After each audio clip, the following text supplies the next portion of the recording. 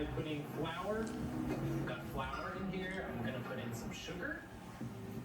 And then we are going to put in our starting ingredients. Very important, butter.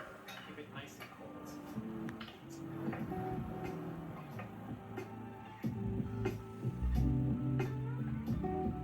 The butter I'm using is unsalted, so I got to put a little bit of salt in there. So never forget, salt is very important for bringing out all the flavors, no matter what ingredients you're using.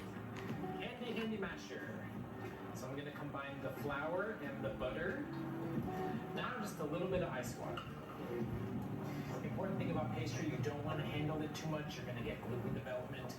So the key to a nice light flaky pastry is a light hand, keeping everything cold. And this is forming into a nice dough ball. I'm going to wrap it up, pop it in the fridge, and we're going to cut it and form it in the mold. Dough's ready. It's coming out of the fridge. It needs to be nice and cold. So we got to work quick.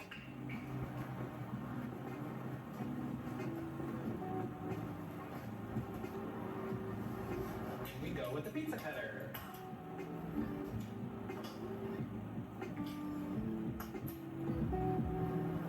So here's our mold, beautiful pagoda shape. And I'm going to take a little bit of soft butter, just brush this on the inside. I hate to know that I put in all this work and then the apple pie doesn't come out, so I'm going to brush this. So I'm going to start with a little strip of dough, elongate it, and start wrapping on the inside.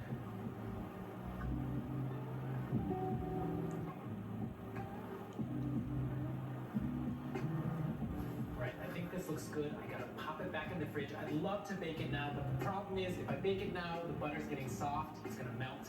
In it goes. So I put it in the freezer just to chill it down. I'm going to do what's called blind baking it. So when the pagoda goes in the oven, the walls don't collapse.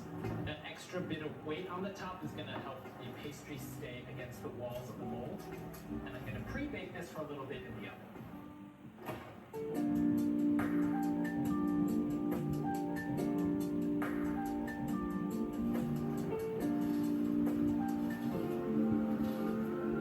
And I'm going to cut the apples into shapes that, when cooked down a little bit, are still going to have a little bit of texture, but won't be too big chunks.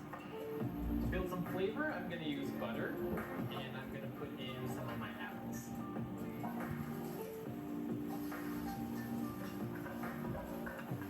And of course, we need some sugar.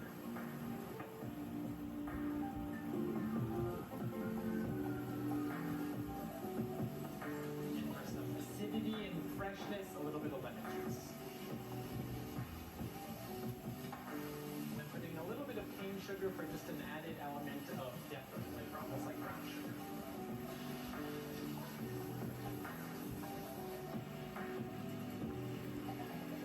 A pinch of salt. Add in a little bit of cinnamon first.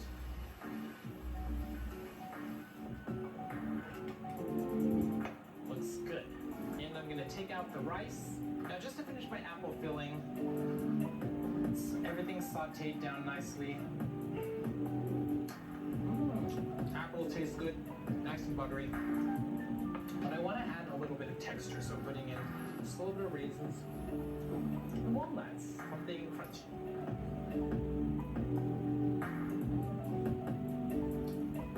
And a little bit of freshness, some lemon peel. So into the pagoda we go. Because I've already blind baked it, the shape is holding, the dough is not cooked through, but filling's gonna go in. And we have our final piece to close the pie out.